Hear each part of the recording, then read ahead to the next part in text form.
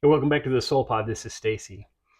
Today, I want to dive into a really big topic, consciousness. This video is going to be for you if you've ever wondered about that connection, that disconnect between where the mind ends or the brain ends and the mind begins, the consciousness gap between the physical of us and that consciousness part of us that's outside of us, the stuff that we've seen again and again demonstrated in a lot of different ways in psi phenomenon, psi phenomenon.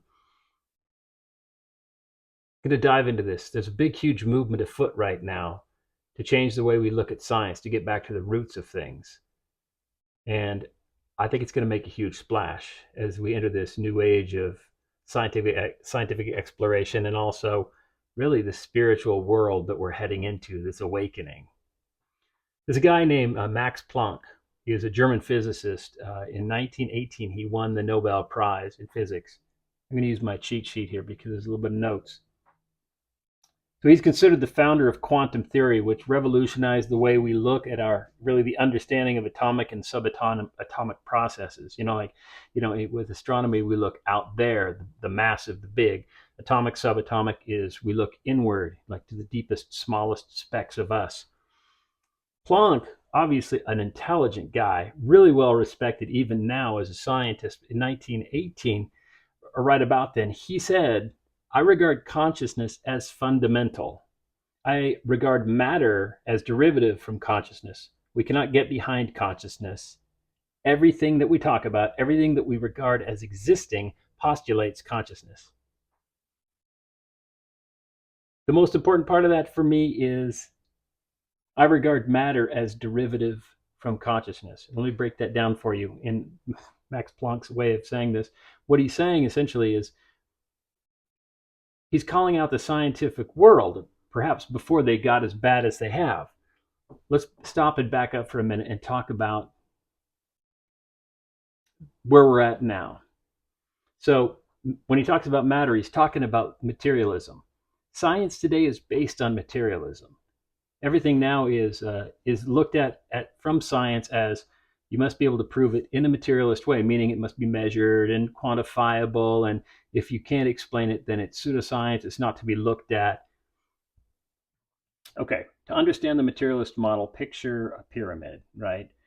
The foundation of this model is physics. The most important thing, the core of the entire thing, the foundations, like the foundation of your house, it's physics. This is the way the materialist model looks at it. On top of that, you have biology and chemistry. Think of biology and chemistry. And then the top is consciousness.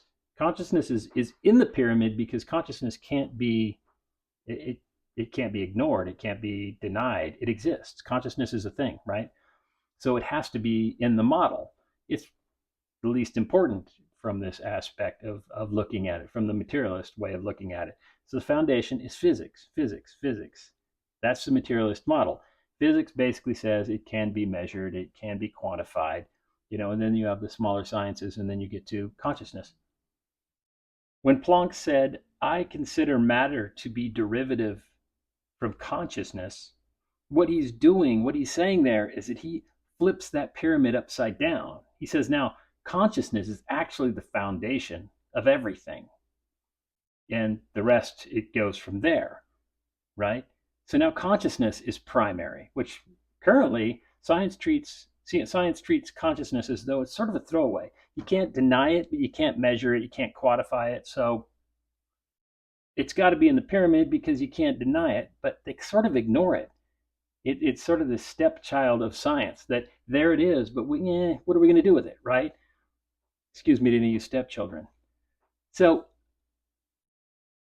currently what's happening is a beautiful movement that is challenging this entire thing. So in 2014, more than 550 doctors, scholars, and thought leaders in science got together, wrote, and signed a document called the Manifesto for Post-Material Science. Now, this is kind of an interesting turning point because these people who are well respected in their fields, they decided to call out the institution that they're a part of. And there are a lot of different aspects to this document, but let's start with this one. They called out the dogmatic approach, the sort of the rigid guidelines, or the rigid, not guidelines, but rigid rules for how science has to be done. See, science has evolved over a period of time where, you go back 75 years or longer, and it was much more loose. It was very much about asking questions and exploring things that were unknown, ununderstood. Now, if you find something that's not understood, not quantifiable, if we can't measure it, you can't call it science. You have to ignore it. You have to call it pseudoscience if anyone looks at that. And in fact, your career could be destroyed for examining something that's outside of what's measurable. So if you put a little bit of time into measuring something, you go, hey, cool, we figured out how to measure it. Cool, you're brilliant, you're intelligent, you're wise, you're amazing, you're incredible, right? New discovery. However, if you put too much time into it, you're called a pseudoscientist. You're mocked, you're ridiculed, you're basically shunned. You might lose your career if you're working at college or some other grand institution of thought. You could be basically tossed out or minimized in some way because you're thinking about something that's outside of the norm that can't be quantified, or maybe it just can't be quantified right now. See, where's the line? And that's what these doctors were asking. Where's the line? What if we're missing some great, huge things that we're about to discover, these incredible discoveries that are right there, just past that line of what's acceptable? But because we've become so rigid with our boundaries within science that if you go past this line, if you look too closely, if you go too far out of the lines, then we'll crush you. How is that useful to anyone? Minds are no longer fluid and open to discovery and allowed to just go wild and just find amazing stuff. Now it's like, don't color outside the lines or you're going to get spanked. Why? Why is that? What does that serve to draw such hard lines around what's acceptable? Who benefits from that? I don't think anyone does. And these scientists, these more than 550 great thought leaders and intelligent minds, said the same thing. They said, this is nonsense. Why are we limiting ourselves? Why are we limiting our abilities?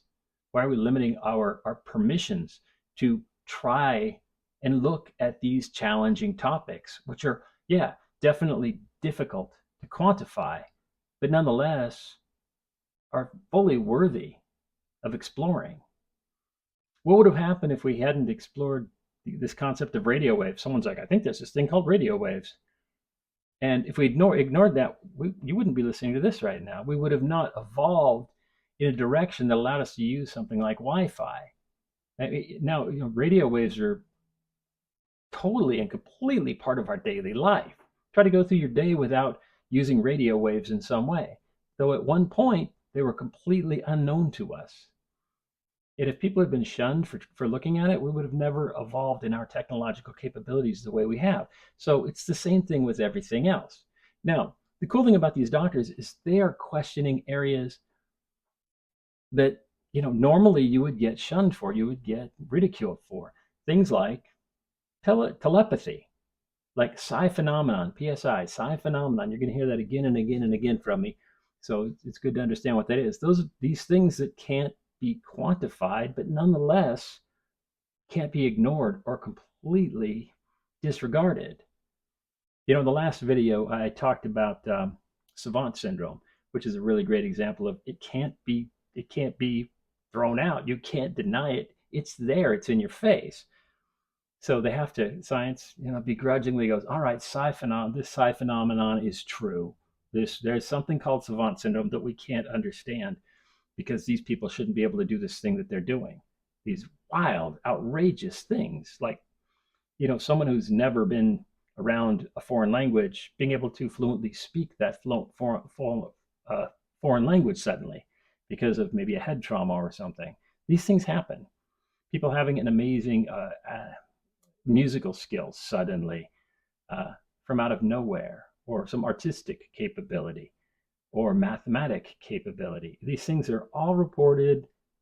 They're all documented. They're absolutely true. There are universities that study this and that have documented these cases. So science begrudgingly says, okay, fine, we'll go ahead and admit these things are true. But We don't understand them, and we don't think we can quantify them. So all this group is saying is, well, why don't we look at these other things too that also appear to be true, like telepathy, that like we've been talking about for the last 2 episodes. Telepathy now,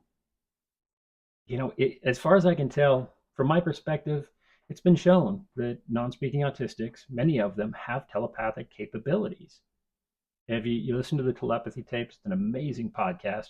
I think you'll probably agree. I think the vast majority of people who listen to it agree that there's something amazing happening. And the only thing that separates it from being proven and unproven is scientists' rigid lines. Because their lines now are so rigid that if you can't measure it and quantify it and do all these things and within this set of rules that they've created for themselves, then it doesn't count. It's like, oh, that doesn't count.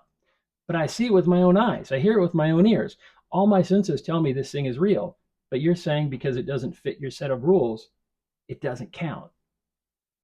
So these scientists, these scientists and thought leaders came out and they signed this document. They said, hey, you know what? It's time to change. It's time to go back to the way things were, or at least closer to it, and start looking at the broader spectrum of things so we can maybe be able to explore these things without having to take a hit to careers, without having to, lose what we've built in our lives as working professional scientists, thought leaders. And so that when we look at these things, we can actually expand as a human race by better understanding these phenomenon. And these guys, they're not asking for something that's all that outrageous. These thought leaders are not. This isn't that it's not out there. I already told you about one great scientific mind that felt that consciousness was primary. Well, let's talk about a guy named David Bohm, also a highly respected scientist, lived in the mid 20th century, died at the end of the 20th century. He said, consciousness is more than the ghost in the machine. It is, in fact, the ground of all being. Consciousness is what the universe is made of. Matter is just a derivative of consciousness. Matter is just a derivative of consciousness. Sound familiar? Sounds a bit like the quote we heard earlier from another great mind. So it's not just these scientific minds that are saying, maybe consciousness is primary. See, the reality is this: if consciousness is primary, it changes everything. What if instead of everything that you and I currently experience isn't based on physics? It's based on the fact that we have consciousness. And consciousness, that opens a whole nother question, a lot of questions, in fact. For instance, there are scientific thought. A guy named Schrodinger actually came up with this idea that consciousness may be the core of everything in the universe. If the universe has a consciousness, it explains everything in quantum mechanics and in physics. Everything that we can't understand suddenly makes sense if the universe has a consciousness. I know it's a wild thought. The universe has a consciousness? What does that mean? How can the universe have a consciousness? But in theory, if it does, all the strange things that we can't explain can be much more easily explained. It all fits neatly. But right now, we look at consciousness as being the least important part of the pyramid, with physics being the most important part. Have we got it backwards? Is it upside down? Are we asking the wrong questions? Are we drawing lines that are far too rigid in science? What do you think? Leave me your opinion in the show notes. Are we way off here? Do you disagree? Do you agree? What are your thoughts on the spiritual awakening and how this ties into it? Have any good readings you want to recommend? Leave us a note. Also, if you haven't checked out the Soul Podcast, check it out. It's a great show, and it goes deeper into topics like these, looking at the world from a post-materialist perspective and from the perspective that we're all more than just the body, that this is a spiritual existence we're going through. Check it out. I'll see you all in the next video. Talk to you soon.